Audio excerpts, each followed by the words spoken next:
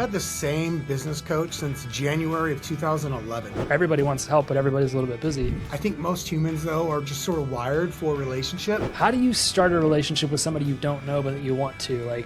I'll find a way to work myself into their life. Easiest way to get into a relationship with famous people is just pay them. If you can be curious about people, you can start to figure out what's important to them. What's up, everybody? Grant Wise here. Welcome back to the Partner in Profit podcast. Excited for my guest today, Mr. Kevin Kauffman. Is become a friend, somebody I've admired for a long time. We've had numerous conversations back and forth, collaborating, masterminding. I'm excited we get to do it today for you guys. So Kevin, man, thanks for spending a few minutes with me. Yeah, man, my pleasure. Glad to do this. For people that are listening and don't really know who you are, give us a little bit of the backstory, man. How'd you get to where you are today? That's a loaded question, Grant. I sell real estate. I'm based in the Phoenix area, Tempe, Arizona. I got licensed in 2007, but my business partner and I started working together in February of 2008. We started a team. The reason I say based in Tempe is because we still do sell real estate in other markets, mostly just Denver and the Phoenix area. Phoenix is our home market, though, and our focus. There was a time and point in our business where we were really focused on that expansion business and actually sold more real estate outside of Phoenix than we did inside of Phoenix. But for the most part, I run a real estate team in the Phoenix area, about 15 agents or so right now. Mentioned 2008 is when my business partner and I started working together. So I'd been in the business about 6 months at that time.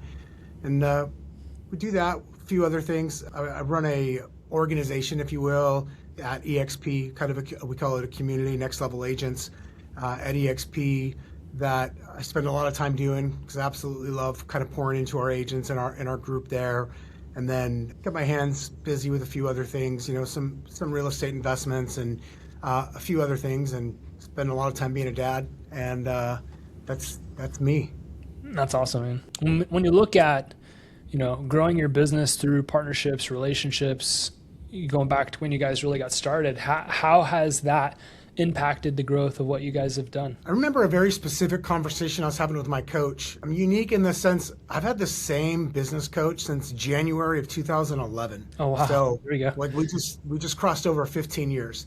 And I remember this conversation that we were having with him probably late 14, early 15. And it kind of came down to the fact that we had to scale. We thought we had, I'm going to use this term loosely, we thought we had figured something out.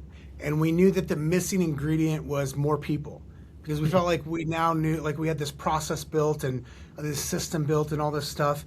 And one of the powers and partnership that I have, one of the benefits I have, is that there's two of us. And my business partner is amazing with details and sort of making things fit. I'm really good at creating messes, creating relationships, and then kind of bringing them home, the good ones home. We work together well like that. And I remember we had this conversation where I just realized I got to go be the guy. I've got to bring in the agents, whether, just here locally in the Phoenix area or through our expansion business, which we had already started.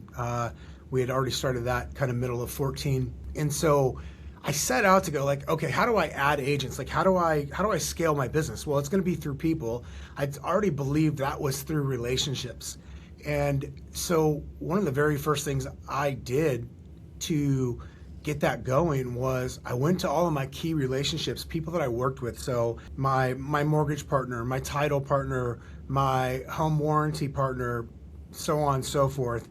And I just had a simple conversation with them. I said, hey, we're partners. I love being in business with you, Grant. And, I think last year I was able to send X amount of inspections, or we did X amount of loans together. I want to do more this year. And the way that I can do more is by having more agents and or employees that I'm in relationship with.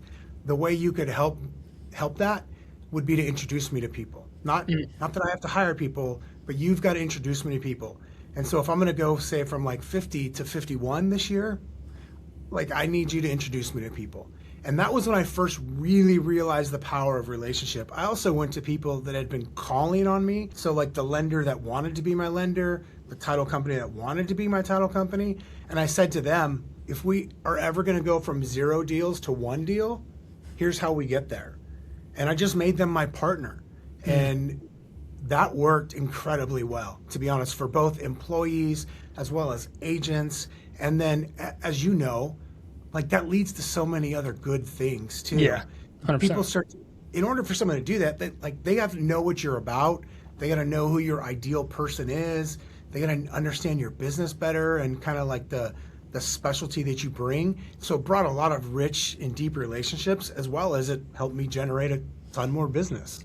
That's epic. Was the result of that felt immediately, or is it something that took a little bit of time? It took some time.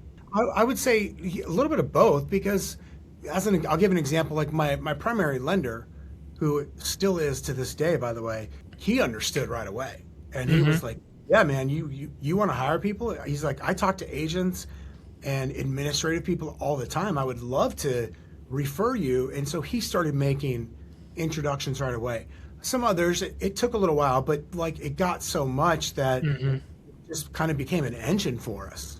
I've been in partnerships, and I know you have too, where it's like, is it something where you have to consistently go back and remind people, or push people? Can you walk us through that? I took it very seriously, by the way. So, as an example, for the people I told you about that were already my partners, I just went to them. I was like, "Hey, can I come to your office?" Yeah, and I did, and I sat down with them, so they knew it was serious. The other people that like wanted to be my partner, I had them meet me somewhere, like Starbucks or whatever it was, neutral site, but I made them come to me because I wanted them to know, like, I'm investing time and effort into this. And if you want to, there's something here, but like you have to do something. This isn't like Kevin and Group 4610 feeds me. This is, we're going to be partners. And then it was pretty simple. I just kept touching base with, some of them I didn't have to because they just sent me people. Or they check in, and others, like, I just made it part of my lead gen time. I realized, I could cold call agents, and don't get me wrong, and call the agents that applied and the people that applied for like salaried positions. I did that. I just also reached back out to my contacts, kind of my trusted advisors in the industry, if you will, the people that know other agents and other people in the industry.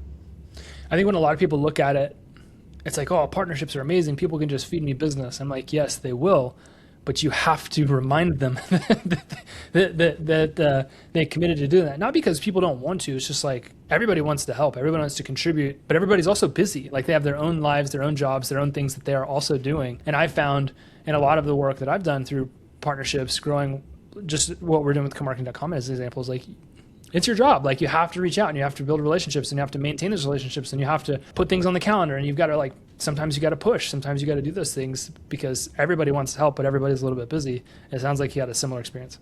Yeah, it's kind of like, we've always done really well with internet leads. And the reason why is because like it's a war of attrition in my view.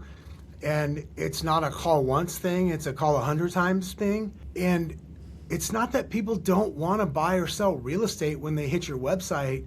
It's that they might just be thinking about it, but it's just not the most important thing to them in that moment. And it's our job to remind them. This is the same thing. Of course, your title person is going to think about you when they're thinking about you. But the reality is if they're not thinking about you, that's just as much on you as it is on them. Right? You've got to stay in touch and make sure they know you're still there, maybe provide some value along the way. It's got to be a give and take. You can't just say something once. You don't just call a new lead once and then wait for them to call you back when they're magically ready, because they're not going to. They're going to call whoever is in front of them that day. What are the different ways that you were able to get people to start partnering? Was it just like, I guess what I'm asking is like, did you have to curate events where it made sense for them to make introductions, or, like all the time we're doing webinars and challenges and launches and live events and this and that and the other thing. And I see a lot of people in the industry doing that. And those are really like manufactured opportunities to invite people to have an experience. Are those things that were top of mind for you guys? I mean, in recruiting, I would imagine that may be a thing, but kind of walk me through that. Was it just something that everybody was on everybody's mind, or did you constantly curate experiences that people could have so that your partners could be consistently pushing people your way? It's kind of easy. We have a cheat code as in real estate if you're doing a lot of business, right? Because you're effectively bringing them business. Like Right. And so there's this constant interaction, or there can be anyways. And so that makes that a little bit easier. That said, yes is the answer to all of that. There's also, when we put on events, say like a client appreciation event or something, all of our partners are invited to participate in that as well. Yeah, that is another reminder. Or we run morning huddles on our team, and so our lenders in there, our title companies in there, often enough to where there's these experiences. So they're not forgetting what we're about. They're not forgetting what we're like. They're also experiencing us. But also too, when I'm putting on events, say for the real estate agent community, again, making sure that they're included. It's just like with buyers and sellers. It's just staying in front of people, making sure that they remember, that, hey, this is what we're about. This is what we're doing. We're selling a lot of real estate. We'd like to hire and partner with more agents and more great people. And we want to take care of our partners. And in return, we want them to take care of us. How do you find those people? How do you find people to partner with? Like, what's your process? I'm really intrigued by this question because I ask everybody the same one. Is like, how do you start a relationship with somebody you don't know but that you want to? Like, I've gotten some really interesting answers. I'm curious how you do it. Is it all relational, or do you have a strategy that you use to identify people you want to partner with and then actually create that relationship? It's a little bit of a hybrid for me. So I have this thing when I want to be friends with someone, like if someone is intriguing to me, and I think there could be something there, or even if I just want to like learn from them, maybe there's not necessarily, like I have a habit of like deciding to make them my friend. I find a way to make them my friend, right? And so I will be more like intentional, like almost like a sniper about it. I'll find a way to work myself into their life so I can get to know them and hopefully build a relationship. And then other times, it's more organic. Like maybe we're at the same event and I see your face, 2 or 3 times at the same event over the course of a year or two. And so maybe it just comes up more organic. It's a little bit of both. A mutual friend of ours, John Cheplack, said to me on our very first phone call I had with him in, I think, 2016, he said to me, does everybody you want to be in business with know that you want to be in business with them? And I took that question very seriously, and I was like, the answer is no. And so I still to this day, I mean, it was almost 10 years ago, and I think about that constantly. And so, there's a little bit of manufacturing for sure.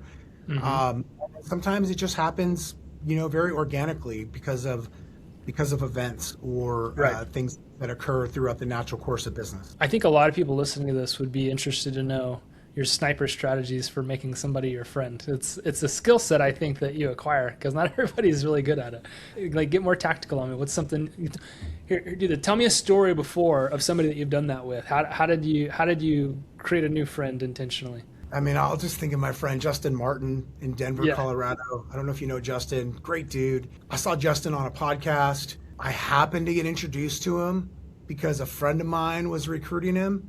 So I met him. I liked him.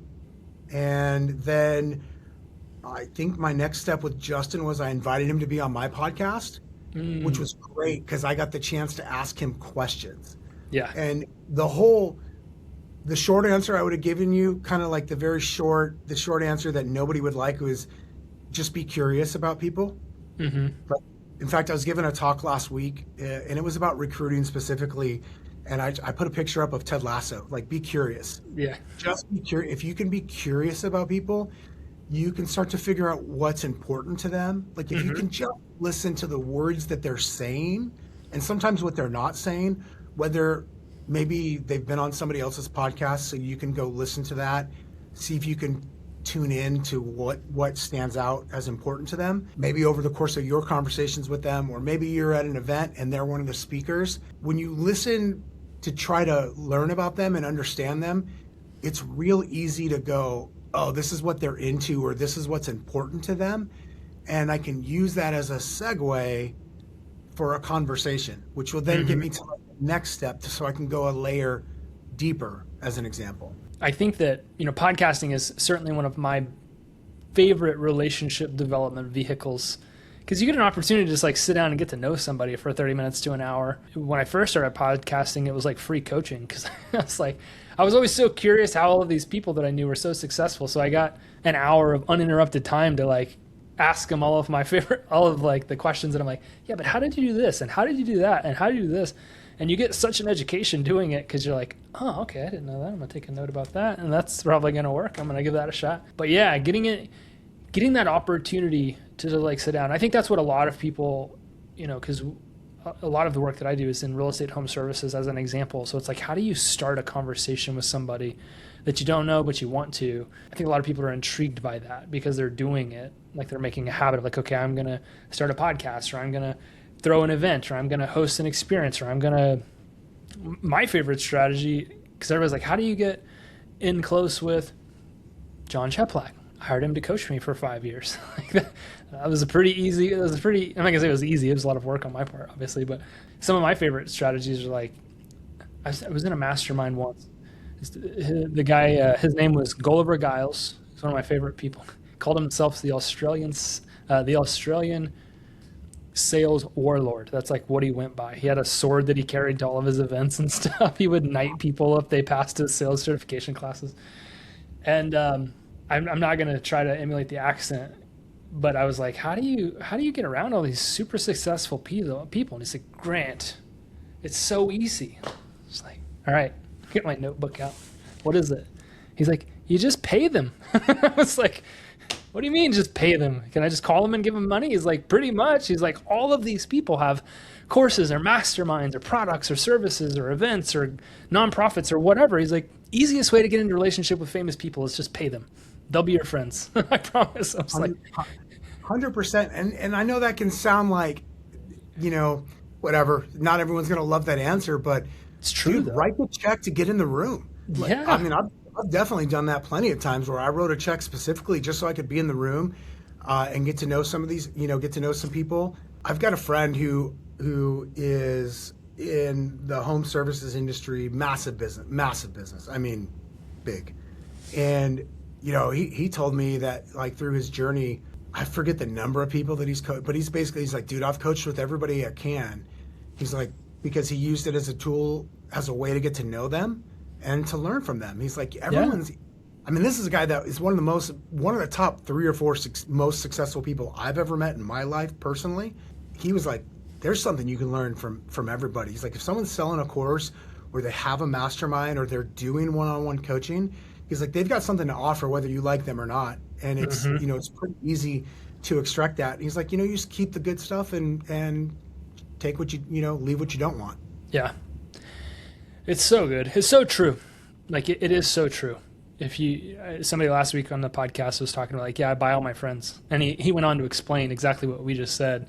And he's like, I don't mean that like intentionally. It was like, but yeah, you can pay people and you can get in the rooms and make people your friends. It's not overly complicated. What are some ways that you've seen that really kill a partnership? What are some of the don'ts on the partnership relationship side of growing a business? I think that the fastest way is to just not uphold your end of the bargain, right? Yeah.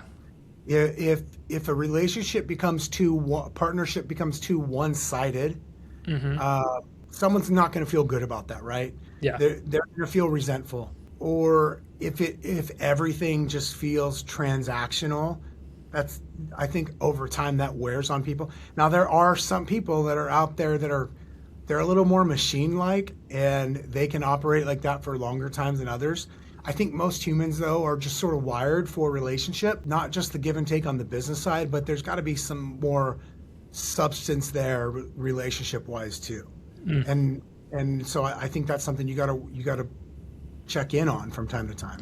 I'm a big believer that relationships are not 50-50. Like they're 100-100. It's two people giving 100% to the relationship that ultimately tended to have the most successful. But I also believe that being in a relationships with no expectations is like a surefire way to have a lot of success. Because if you're in a relationship and you're giving 100% and you have no expectations of the other person, I think maybe you can get burnt out if the relationship is, obviously, toxic or not good. But generally speaking, I think you're going to find you have a lot of success when you just focus on giving more than you get and not expecting a lot of other people.